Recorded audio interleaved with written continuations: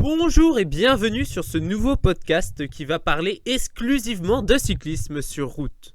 C'est Mayol de la chaîne Culturia et c'est un plaisir de vous parler aujourd'hui. Et aujourd'hui, on se retrouve pour décortiquer avec vous le calendrier masculin de classe World Tour ainsi que les deux grands championnats en vous dévoilant mes prévisions de victoire suivant un concept déjà existant mais qui me plaisait bien.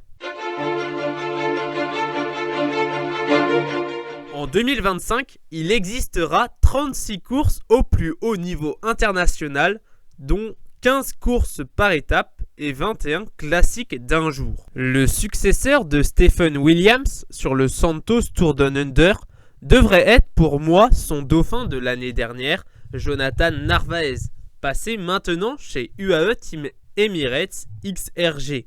Tandis que je le vois bien succéder à Laurence Pitty sur la Cadel Evans Great Ocean Road Race. Sur l'UAE Tour, sans surprise, je vois la première victoire de Tadej Pogacar grâce à un profil vu et revu. Sur l'Omloop et Newsblad, je m'attends à ce que Wout van Aert s'en sorte honorablement pour succéder à son ancien coéquipier Jan Tratnik. Sur les Strade Bianche, je vois encore un UAE avec Tadej Pogacar. Déjà 4 UAE sur 5 courses, ça commence à faire beaucoup. Sur Paris-Nice, je m'attends à ce que Jonas Vingegaard succède à son coéquipier Matteo Jorgensen. Pour Milan-San Remo, retour de Tadej Pogacar qui devrait enfin réussir à s'imposer en l'absence de ses deux grands rivaux, Mathieu Van Der Poel et Wout van Aert. Pour le Tour de Catalogne, je vois bien Jonas Vingegaard pour succéder à Tadej Pogacar en l'absence de ce dernier. Pour la classique Bruges de Panne, je vois bien Tim Merlier confirmer sa place parmi les meilleurs sprinteurs au monde. Pour l'E3 Saxo Classique, je m'attends à une belle bataille dans un remake de 2023 où Wout van Aert arrive à se défaire de Tadej Pogacar. En continuant sur cette lancée, je vois bien Wout van Aert remporter Gand-Wevelgem pour empêcher une large domination de Tadej Pogacar. Cette belle forme devrait lui permettre de s'imposer sur le Dwarsdorf-Vlaanderen, tandis que Tadej Pogacar devrait arriver à se défaire de Mathieu Van Der Poel sur le Tour des Flandres.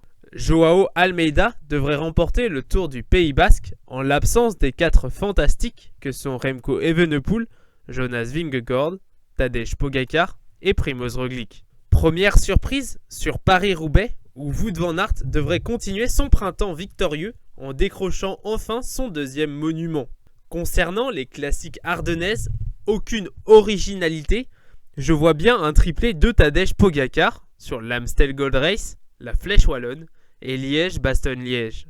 Je m'attends à ce que Primož Roglič s'impose sur le Tour de Romandie en prévision du Giro. Pour Edgeborn-Francfort, je vois bien Maxim van Riels s'imposer sous ses nouvelles couleurs, justifiant son transfert de la plus belle des manières. Le premier grand tour de l'année devrait revenir à Primož Roglič en l'absence de ses 3 collègues détaillés plus haut. Pour le critérium du Dauphiné, je vois une victoire de Romain Bardet, soyons fous. Joao Almeida devrait conserver sa couronne sur le Tour de Suisse, tandis que Olav Koy devrait être en mesure de s'imposer pour la première édition du Copenhagen Sprint. Pour le Tour de France, j'espère que Jonas Vingegaard sera en mesure de détrôner Tadej Pogacar et s'imposer pour une 3e fois. Pour la Donostia San Sebastian Classicoa, je vois bien Marc Hirschi réaliser le doublé après 2024. Pour le Tour de Pologne, attention grosse cote, on va tenter Romain Grégoire, 4e en 2024. Il peut réussir cette année. Ensuite, je vois bien Jonathan Milan s'imposer sur l'Adax Sea Classic avant de voir Tim Wellens remporter sa course de l'année, le Renault Tour. La Vuelta devrait être remportée par Tadej Pogacar suite à sa défaite au Tour de France. Wout van Aert devrait remporter une nouvelle fois la Bretagne Classique après 2022, tandis que Marc Hirschi devrait réaliser le doublé au Canada entre le GP du Québec et le GP de Montréal. Le Tour de Lombardie devrait être remporté sans surprise par Tadej Pogacar, tandis que Archie Ryan devrait s'imposer au Tour de Guangxi. En ce qui concerne les grands championnats, je vois bien Wout van Aert remporter la course en ligne des championnats d'Europe, tandis que Joshua Tarling se fera plaisir sur l'épreuve chronométrée. Pour les championnats du monde, je vois bien Jonas Vingegaard réaliser le doublé sur le terrain difficile du Rwanda.